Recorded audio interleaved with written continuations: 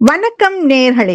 மகாபாரதமும் ஞான பொக்கிஷங்களும் என்ற தலைப்பில் அனைத்து நிகழ்வுகளையும் ஒரு பக்கம் ரசிக்கும் காலமும் அதன் மறுபக்கத்தை ஆராயும் பிரபஞ்சமும் மகாபாரதத்தின் ஆன்மீக விளக்கத்தை விவரித்தார்கள்.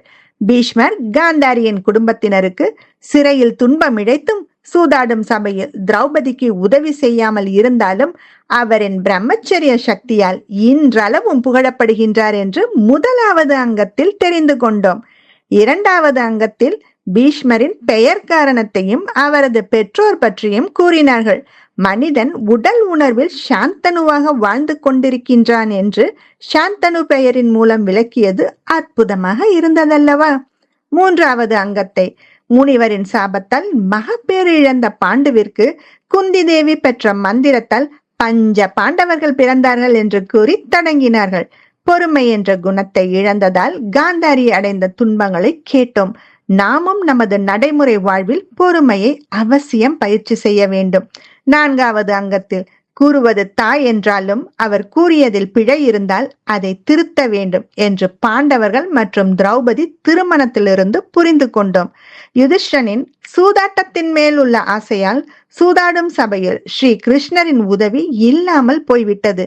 நம்மிடம் பலவீனம் இருந்து இறைவன் மீது முழு நம்பிக்கை இல்லை என்றால் நமக்கு இறைவனின் உதவிக்கரம் கிடைக்காது என்ற ஆன்மீக விளக்கத்தை கற்றுக்கொண்டோம் அல்லவா? ஐந்தாவது அங்கத்தில் யுதிஷ்டனின் தவற்றால் பாண்டவர்கள் கானகம் சென்றதை கூறத் தொடங்கினார்கள். ஆனால் அவர்களின் சகோதர பாசம் ஒற்றுமை நம்மை மெய் சிலிர்க்க வைத்தது.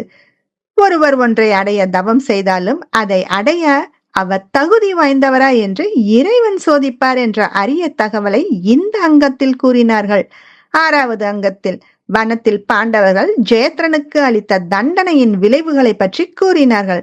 அபிமன்யு கொல்லப்பட்ட விதம், ஜெயத்ரன் மற்றும் முனிவரின் மரணம் அனைத்தும் உணர்வு பூர்வமாக இருந்தது. ஏழாவது அங்கத்தில் உடல் ஆரோக்கியத்திற்கு சைவ உணவை இறை அன்பில் சமைத்து சாப்பிடுவது சிறந்தது என்ற கருத்தை முன்வைத்தார்கள். தற்காலத்தில் நாம் அனைவரும் பின்பற்ற வேண்டிய அவசியமான ஒன்று நேயர்களே. துரியோதனனின் தீய எண்ணத்தால் மீண்டும் மீண்டும் அவன் தோல்வியடைந்ததை கேட்டோம். நாம் இனி எண்ணங்களில் கவனம் செலுத்த வேண்டும் என்று விழிப்புணர்வு ஏற்பட்டதல்லவா? எட்டாவது அங்கத்தில் யுதிஷன் தன் சகோதரர்களை உயிருடன் மீட்ட விதம் இதயத்தை தொட்டது. சம்பூர்ண நிலையை அடைவதற்கு கருணை என்ற குணம் அவசியம் என்றும் மனம் தூய்மையான எண்ணங்களை கொண்டிருந்தால் மற்றவர்களின் மீது இயல்பாக கருணை வரும் என்று தெளிவாக கூறினார்கள். ஒன்பதாவது அங்கத்தில் வனவாசம் முடிந்து வந்த பாண்டவர்களுக்கு ஒரு ஊசி முனை அளவு கூட பங்கு கொடுக்க முடியாது என்று துரியோதனன் கூறியதால் மகா யுத்தம் தொடங்கியது. சம்பூர்ண நிலையை அடைந்த ஸ்ரீகிருஷ்ணர் நேரடியாக போர் புரியாவிட்டாலும் அதர்மத்தை அழிக்க அவரது பங்கை செய்தார். பத்தாவது அங்கத்தில் கிருஷ்ணரின் ராஜ தந்திரத்தால் இமயம் போன்ற பீஷ்மர் கொல்லப்பட்டார். ஆசீர்வாதம் என்றால் தூய்மையான எண்ணத்தோடு எந்தவித எதிர்பார்ப்பும் இன்றி கூறும் வாழ்த்து என்றும் அது நிச்சயமாக நடக்கும் என்று கூறினார்கள். அதனால்தான் இன்று வரை பெரியவர்களிடம் ஆசீர்வாதம் பெறும் வழக்கம் நம்மிடையே உள்ளது போலும். 11வது அங்கத்தில் துரோணாச்சாரியார் பற்றி கூறினார்கள். குரு என்றால் தெய்வத்திற்கு அடுத்ததாக வழிபடப்படுபவர். துவாபர யுகம் என்பது மனித மனங்கள் சூழ்நிலைக்கு ஏற்றவாறு மாறும் யுகம் என்றும் அதற்கு குருமாறும் விதிவிலக்கல்ல என்று புரிந்து கொண்டோம். துரோணாச்சாரியார் பழிவாங்கும் குணத்தால் ஏகல்யனின் கட்டை விரலை குரு தட்சணையாக கேட்டது, துருபதனின் பாதி நாட்டை எடுத்துக்கொண்டது, மகாபாரத போரில் அபிமன்யுவை கொன்றது போன்றவற்றை கேட்டோம். நேயர்களே, இப்போது அடுத்த அங்கத்தில் மகாபாரத போரின் போது நடந்த சுவாரஸ்யமான நிகழ்வுகளை கூறப்போகின்றார்கள். என்னுடன் இணைந்து அதை தொடர்ந்து கேளுங்கள் நேயர்களே. அமுதமழை, இது ஆனந்தத்தின் ஆலை. நீங்கள் கேட்டுக்கொண்டிருப்பது சிங்கப்பூரிலிருந்து மகாபாரதமும் ஞான பொக்கிஷங்களும். அஸ்தினாபுர அரசர் திருதராஷ்டிரர் விசித்திர வீரியனின் முதல் மனைவி அம்பிகாவின் மகன். இவர் குரு வம்சத்தை சேர்ந்தவர். அத்துடன் இவர் ஒரு பிறவி குருடர். இவர் காந்தார நாட்டு, அதாவது இன்றைய ஆப்கானிஸ்தானின் நாட்டின் மன்னனான சுபாலனின் மகள் இளவரசி காந்தாரியை திருமணம் செய்து கொண்டார். காந்தாரி பதிபக்தியின் காரணமாக கண் பார்வை நன்றாக இருந்தும் தனது கண்களை துணி கொண்டு கட்டிக்கொண்டாள். திருதராஷ்டிரனுக்கு மனைவி காந்தாரி மூலம் 100 மகன்களும் துச்சலை என்ற ஒரு மகளும் உள்ளனர். அத்துடன் பணிப்பெண் சுக்லா மூலம் ஒரு மகன் என்ற 101 மகன்கள் இருந்தனர். திருதராஷ்டிரர் உடல் ரீதியாக வலுவாக இருந்தாலும் தனது மூத்த மகன் துரியோதனன் மற்றும் அவரது தந்திரமான மைத்துனர் சகுனி ஆகியோரின் கட்டுப்பாட்டில் வாழ்ந்தார். தனது மகன்களின் மீதான பேரன்பினால் ஒரு தலைவராக சரியான முடிவுகளை எடுக்க தவறினார். அதே நேரம் ஒரு நாட்டின் அரசன் என்ற முறையிலும் தன் கடமைகளை சரிவர செய்யாமல் நீதி தவறிவிட்டார் என்றே கூறலாம். துரியோதனனின் மீதுள்ள கண்மூடித்தனமான அன்பும் அவரின் சுயநலத்தின் விளைவுதான் குருஷேத்திர யுத்தம். மகன்களின் மீதுள்ள அன்பினால் என்று கூறாதே, மகன் துரியோதனன் மீதுள்ள பற்று மற்றும் சிம்மாசனத்தின் மீதுள்ள திருதராஷ்டிரரின் மோகம் என்று கூறு. நன்மையை சிந்திக்காமல் அன்பு எனும் உணர்வில் சுயநலம் கொண்ட ஒருவரின் அன்பு பற்றாகத்தான் இருக்க முடியும்.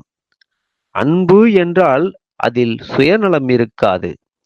உண்மையான அன்பில் பொதுநலம் அடங்கி இருக்கும். அது யார் மனதையும் காயப்படுத்துவதில்லை. அதனால்தான் அன்பே தெய்வம் என்கிறார்கள்.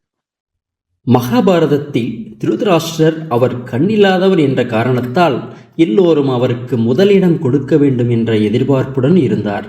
திருதராஷ்டிரருக்கு கண் பார்வை இல்லாததால் அவரின் இளைய சகோதரன் பாண்டு ஹஸ்தினாபுர அரசராக பதவியேற்றார். இதை திருதராஷ்டிரரால் ஏற்றுக்கொள்ள முடியவில்லை. அவரின் தாழ்வு மனப்பான்மையினால் அவர் திருப்தியின்மையுடன் வாழ்ந்தார்.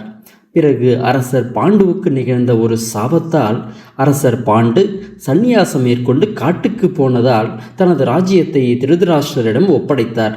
அதன் பிறகு காட்டில் பாண்டுவுக்கு அவர் மனைவி குந்தி தேவி மூலம் தர்மன், பீமன், அர்ஜுனன் என்ற 3 மகன்களும், மாத்திரி மூலம் நகுலன், சகாதேவன் என 2 மகன்களும் பிறந்தனர். 5 குழந்தைகளும் பஞ்ச பாண்டவராக ஒற்றுமையாக வாழ்ந்தனர். அச்சமயம் காட்டில் இருக்கும் போதே பாண்டு இறந்துவிட்டார். மாத்திரியும் உடன்கட்டை ஏறிவிட்டார். அதனால் திருதராஷ்டிரர் நிரந்தரமாக ஹஸ்தினாபுர அரசன் ஆனார். அவர் மனைவி காந்தாரி கண்ணிருந்தும் கணவனோடு சமநிலையில் இருக்க வேண்டும் என்ற எண்ணத்தில் தன் கண்களை கட்டிக்கொண்டு இருட்டிலே வாழ்ந்தாள். அதனால் அவர்களின் பிள்ளைகள் அரசியின் சகோதரன் சகுனியின் கட்டுப்பாட்டில் வளர்ந்தனர். காந்தாரி கண்ணிருந்தும் குருடாய் வாழ்ந்ததால் தன் கணவரின் தவறுகளை திருத்த முடியவில்லை. மேலும் தன் மகன் துரியோதனனின் தவற்றையும் சரி செய்ய முடியாமல் போய்விட்டது.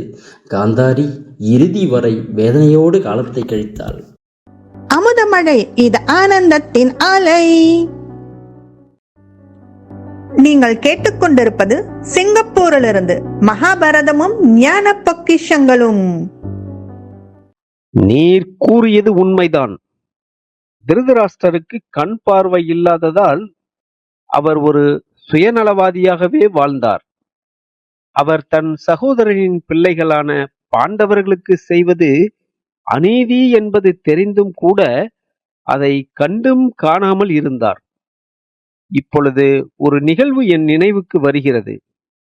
அது என்னவென்றால், பீஷ்மர் அர்ஜுனனின் அம்பால் தாக்கப்பட்டு படுத்தபோது பாண்டவரின் தாயார் குந்தி தேவி ஹஸ்தினாபுர அரசர் திருதராஷ்டிரரையும் மற்றும் அரசியார் காந்தாரியையும் பார்க்கச் சென்றாள். அப்போது திருதராஷ்டிரர் நீதியின் பாதையில் சிந்திக்காமல் தன்னை பற்றிய சிந்தனையில்தான் இருந்தார். நீரும் அன்று அவர் பேசியதை உன் காதுகளால் கேளும். திருதராஷ்டிரரின் வேறொரு சம்பவமும் என் மனதில் தோன்றுகிறது. அது என்னவென்றால், போரின் 18ஆம் நாளன்று பீமன் துரியோதனனின் தொடையில் தாக்கி அவனை கொன்றான். திருதராஷ்டிரால் தனது அன்பான மகன் துரியோதனின் இழப்பை தாங்க முடியவில்லை. மேலும் பீமன் திருதராஷ்டிரனின் 2வது மகன் துச்சாதனின் மார்பை கிழித்து கொன்றதால் பீமனை பழிவாங்க நினைத்தார். எனவே குருஷேத்திர போரில் வெற்றி பெற்ற பிறகு பாண்டவ சகோதரர்கள் அவரிடம் ஆசீர்வாதங்கள் பெறுவதற்காக சென்றபோது கண்மூடித்தனமாக திருதராஷ்டிரன் பீமனை கொல்ல முயன்றார். அதாவது திருதராஷ்டிரர் பீமனை கட்டிப்பிடிக்க வேண்டும் என்று தனது விருப்பத்தை வெளிப்படுத்தினார். அவரின் நோக்கத்தை நன்கு அறிந்த ஸ்ரீகிருஷ்ணர் பீமனின் சிலையை அவர் முன் வைத்தார். அது பீமனின் சிலை என்று அறியாமல் திருதராஷ்டிரர் அச்சிலையை முழு வலிமையுடன் கட்டிப்பிடித்து இறுக்கி கோபத்தால் அதை துண்டு துண்டுகளாக நொறுக்கினார். இவ்வாறு ஸ்ரீகிருஷ்ணர் பீமனை திருதராஷ்டிரரிடமிருந்து காப்பாற்றினார். எமக்கு அதை நினைத்தால் இப்போதும் சிரிப்புதான் வருகிறது. திருதராஷ்டிரர் அடுத்தவர் உணர்வுக்கு மதிப்பு கொடுப்பதே இல்லை. தனது உணர்வுகளுக்கு தான் மதிப்பு கொடுப்பார். திருதராஷ்டிரரின் தேரோட்டி சஞ்சய் என் நினைவுக்கு வருகிறார். சஞ்சய் என்ற பெயருக்கு சமஸ்கிருதத்தில் வெற்றி என்று பொருள். நேர்மையான பணிவான அந்த மனிதர் மகரிஷி வேதவியாச முனிவரின் தீவிர பக்திமான். மகரிஷி வேதவியாசரின் அருளால் போரில் நடப்பதையெல்லாம் முன்னரே அறியும் சக்தியை பெற்று இருந்தார். திறமசாலியான சஞ்சய் திருதராஷ்டிரனுக்கு தேரோட்டியாக நியமிக்கப்பட்டார். அவர் தேரோட்டியாக மட்டுமில்லாமல் திருதராஷ்டிரனுக்கு தேவையான தகவல்களை கொடுப்பது போன்ற வேலைகளையும் அவர் செய்து ஒரு நல்ல ஆலோசகராக சகுனியின் தீய திட்டங்களையும் கௌரவர்களின் தவறான செயல்களையும் பற்றியும் திருதராஷ்டிரனுக்கு அறிவித்தார். மேலும் பாண்டவர்களுக்கும் கௌரவர்களுக்கும் இடையே பேச்சுவார்த்தையை நடத்தி தூதுவராக செயல்பட்டார். பாண்டவர்களின் கோரிக்கைகளை ஒப்புக்கொள்ளாத போது அவரால் தான் சமாதானம் செய்ய முடியும் என்று எல்லோரும் நம்பினர். இந்திர பிரசத்தத்தை தன்னிடம் ஒப்படைக்கும்படி பேச்சுவார்த்தை நடத்தியவரும் இவரே. ஆனால் இவர் நேரடியாக மகாபாரத போரில் பங்கு பெறவில்லை. மகாபாரத போரில் பாண்டவர்களுக்கும் கௌரவர்களுக்கும் அன்றைய முதல் நாள் போரை முடிவு செய்து வைத்தனர். பீஷ்மா போரின் அழிவை முன்னரே அறிந்து அதை தடுக்க முயற்சி செய்கிறார். ஆனால் ஸ்ரீகிருஷ்ணன் அதை தவிர்க்க முடியாது, போர் நடந்தே தீரும் என்று அவரிடம் கூறுகிறார். ஆனால் பீஷ்மர் நம்பிக்கையை கைவிடவில்லை. வியாச முனிவரை அனுப்பி திருதராஷ்டிரனை காணச் சொல்கிறார். அப்பொழுது அவையில் சஞ்சயனின் சிறந்த ஆலோசனையும் கேட்கப்படுகிறது. இருப்பினும் போரை கண்ட அச்சம் திருதராஷ்டிரனை விடவில்லை. போர் அச்சம் பேச்சுவார்த்தையின் போது திருதராஷ்டிரன் தன் மகன்களுக்கு போரின் போது எதுவும் ஆகக்கூடாது என்ற வரத்தை தாங்கள் தர வேண்டும் என்கிறார். ஆனால் வியாச முனிவர் இதற்கு ஒத்துக்கொள்ளவில்லை. இருப்பினும் போரை கண்ட அச்சம் திருதராஷ்டிரனை விடவில்லை. போரை காண ஆசை, அத்துடன் தன் படைகளுக்கும் மகன்களுக்கும் என்னவாகுமோ என்ற பயம் அவனை அச்சுறுத்துகிறது. எனவே சஞ்சய் அவரின் திவ்ய திருஷ்டி மூலமாக நடக்க இருப்பதை அறிய முற்படுகிறார். அவரும் தனது விசுவாசத்தை தன் எஜமானனுக்கு காட்ட வேண்டும் என்று தனது திவ்ய திருஷ்டி பார்வையால் நடக்க இருக்கும் போரை காண முற்பட்டார். தன்னுடைய திவ்ய திருஷ்டி மூலமாக அனைத்தையும் திருதராஷ்டிரனுக்கு போர் முழுவதையும் விளக்கி கூறலானார். சஞ்சய் தனது முழு விளக்கத்தையும் தருகிறார். போரின் போது திருதராஷ்டிரனின் மகன்கள் அனைவரும் பாண்டவர்கள் கையால் இறப்பதை கூட எடுத்துரைக்கிறார். மகன்கள் போரில் இறப்பதைக் கண்டு வருந்தும் திருதராஷ்டிரனுக்கு அவ்வப்போது ஆறுதலும் அளிக்க தவறவில்லை. அர்ஜுனனுக்கு கிருஷ்ணரின் மூலம் நேரடி கீதை உபதேசம் செய்யப்பட்டது. அந்த மாதிரி திருதராஷ்டிர மகாராஜாவுக்கு தேரோட்டியான சஞ்சய் இருந்தார். ஆனால் திருதராஷ்டிரர் அவருக்கு எதுவுமே செய்யவில்லை. திருதராஷ்டிரர் ஏன் குருடராக பிறந்தார் என உனக்கு தெரியுமா? நீங்கள் சரியாகத்தான் கூறினீர்கள். பாவம் திருதராஷ்டிரர். பார்வையில்லாமல் குருடனாக பிறந்தார்.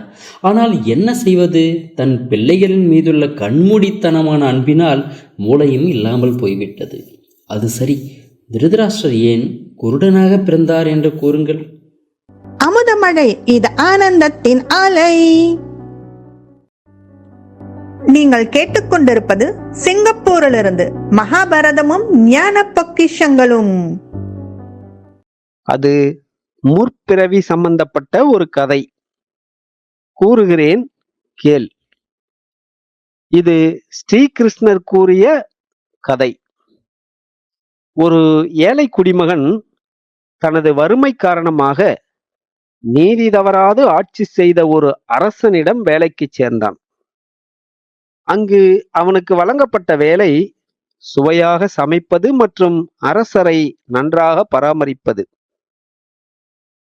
அவன் எடுத்துக்கொண்ட முயற்சிகளில் நல்ல சமையல்காரன் என அரசன் அவனை தலைமை சமையல்காரனாக பதவி உயர்த்தி விட்டார். சந்தோஷத்தில் அவன் அரசனுக்கு விதவிதமாக சமைத்து அரசனுக்கு பரிமாறினான். அரசனும் அவனை பாராட்டினான். சந்தோஷத்தில் அவனுக்கு ஒரு விபரீத எண்ணம் தோன்றியது. அரண்மனை குளத்தில் இருந்த அன்னத்தின் குஞ்சு ஒன்றை சமைத்து அரசனுக்கு பரிமாறினான். சுவையில் தான் எதை உண்கிறோம் என்று கூட தெரியாமல் அதை உண்டதோடு அல்லாமல் தினமும் அதேபோல் சமைக்குமாறு கட்டளையிட்டார். இதில் தவறு யாருடையது? ஒரு முறை வசிஷ்டருக்கு புலால் கலந்த உணவை வழங்கிய போது அவர் அந்த உணவை உண்ணாததோடு சமையல்காரனுக்கு தண்டனையும் அளித்தார். இங்கும் தவறு அரசனுடையதே. சமையல்காரன் பெயர், புகழ், பணத்துக்காக ஆசைப்பட்டு செய்திருக்கலாம். அரசனுக்கு தான் எதை உண்கிறோம் என்று கூட தெரியாமல் 101 அன்னக்குஞ்சுகளை உண்டார். அந்த அரசர் வேறு யாரும் இல்லை, திருதராஷ்டிரரே. அவர் முற்பிறவியில் செய்த காரியத்தின் பலனே திருதராஷ்டிரர் குருடராக பிறந்ததும் 101 குழந்தைகளையும் போரில் இழந்து வேதனையில் துடித்தார். சரி, நாம் விஷயத்திற்கு வருவோம். திருதராஷ்டிரர் அவரது குழந்தைகள் மேல் வைத்தது அன்பு கிடையாது, அது பற்று. இதன் வேறுபாட்டை பற்றி பிரம்மா குமாரிகள் ராஜயோக நிலையத்தை சார்ந்த ஒரு சகோதரி கூறுவதை கேட்போம். அன்பும் பற்றும் பெரும்பாலும் பின்னி பிணைந்து நம்மை குழப்பமடைய வைக்கின்றன. ஆனால் அவை மனித அனுபவம் மற்றும் உறவுகளின் அடிப்படையில் வேறுபட்ட அம்சங்களை குறிக்கின்றன. அன்பு என்பது ஒரு ஆழமான தன்னலமற்ற பாசம் மற்றும் இரக்கம், மற்றவரின் நல்வாழ்வுக்கான உண்மையான அக்கறை ஆகியவற்றால் வகைப்படுத்தப்படுகிறது. அன்பு விரிவானது, அனைத்தையும் உள்ளடக்கியது. இது வளர்ச்சி, சுதந்திரம் மற்றும் நேர்மறையான உயர்வை ஊக்குவிக்கிறது. அன்பு நல்வாழ்வையும் நம் உறவுகளின் தரத்தையும் பெரிதும் மேம்படுத்தும். உதாரணமாக, பெற்றோர்கள் தமது குழந்தையின் மீதான அன்பை கவனியுங்கள். உண்மையான பெற்றோரின் அன்பு நிபந்தனையற்றது. ஒரு அன்பான பெற்றோர் தங்கள் குழந்தையின் வளர்ச்சியையும் சுதந்திரத்தையும் ஆதரிக்கின்றார்கள். ஒரு பெற்றோர் தங்கள் குழந்தையை வெளிநாட்டில் படிக்க வைக்க ஊக்குவிக்க கூடும். இந்த வாய்ப்பு குழந்தைகளுக்கு தன் வளர்ச்சிக்கும் உதவும் என்பதுடன் ஒரு அனுபவத்தையும் கொடுக்கும் என்பதை உணர்ந்து உடல் ரீதியான பிரிவை ஏற்றுக்கொள்கிறது. உண்மையான அன்பு நிபந்தனைக்கு அப்பாற்பட்டது. நிலைமைகள் அல்லது எதிர்பார்ப்புகளை அடிப்படையாக கொண்டது அல்ல. சூழ்நிலைகளை தாண்டி போகக்கூடியது. அன்பு சுயநலமற்றது, தனிப்பட்ட ஆசைகள் அல்லது நன்மைகள் மீது மற்றவரின் நல்வாழ்வுக்கு முன்னுரிமை அளிக்கிறது. அன்பு இரக்கம் உள்ளதாகவும் பச்சாதாபம், புரிதல் மற்றும் அக்கறையின் ஆழமான உணர்வால் குறிப்பிடப்படுகிறது. அன்பு சவால்களை தாங்குகிறது மற்றும் ஏற்றத்தாழ்வுகளை சீர் செய்து விடும். ஆனால் பற்று நிபந்தனைகள் மற்றும் எதிர்பார்ப்புகளை அடிப்படையாக கொண்டது. மற்ற நபர் என்ன வழங்குகிறார் என்பதில் அது வளர்கிறது.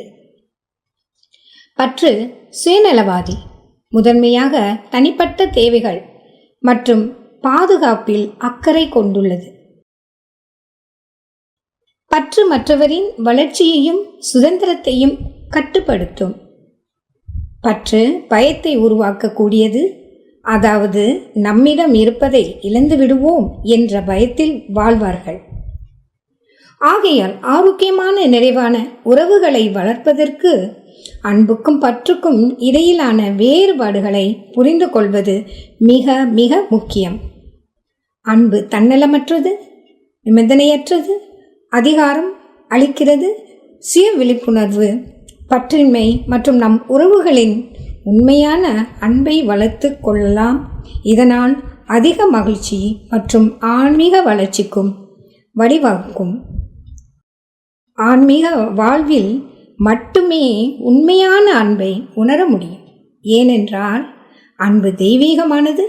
ஆன்மீக அன்பில் இறைவனை பார்க்கலாம். ஆன்மீக உருவகத்தில் திருதராஷ்டிரர் மனதின் மனமாகவும் அவரின் மனைவி காந்தாரி புத்தியாகவும் பிரதிபலிக்கிறது. தேவைப்படும் போது ஒருவன் புத்தியை பயன்படுத்தாமல் தன் மனம் போன போக்கில் சென்றால், கண்ணிருந்தும் அதை பயன்படுத்தாமல் குருடாகவே வாழ்வதற்கு சமமாகும். இந்த இரண்டும், அதாவது மனமும் புத்தியும், மனித ஆத்மாவில் குடிகொண்டிருக்கும் சக்தியாகும். திருதராஷ்டிரரின் கதாபாத்திரம் மிகப்பெரிய உதாரணம். குருட்டுத்தன்மை கண்களால் அல்ல, அது ஆத்மாவை பற்றியது என்பதை நினைவூட்டுகிறது. மேலும் உண்மையான பார்வைக்கு, அதாவது நீதி மற்றும் சத்தியத்திற்கு ஆன்மீகம் தேவைப்படுகிறது என்றும் வலியுறுத்துகிறது.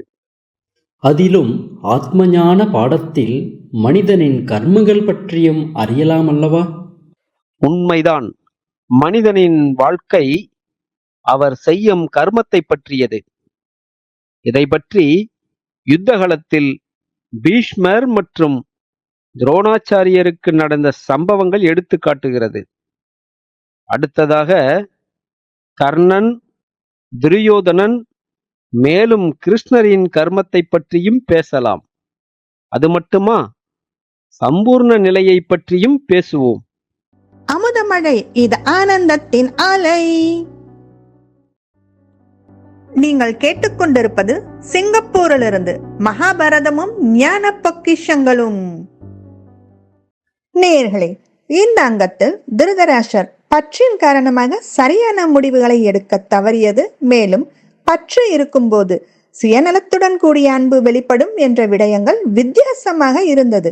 பற்று மற்றும் அன்பிற்கு உள்ள வேறுபாட்டை விளங்கப்படுத்தினார்கள்.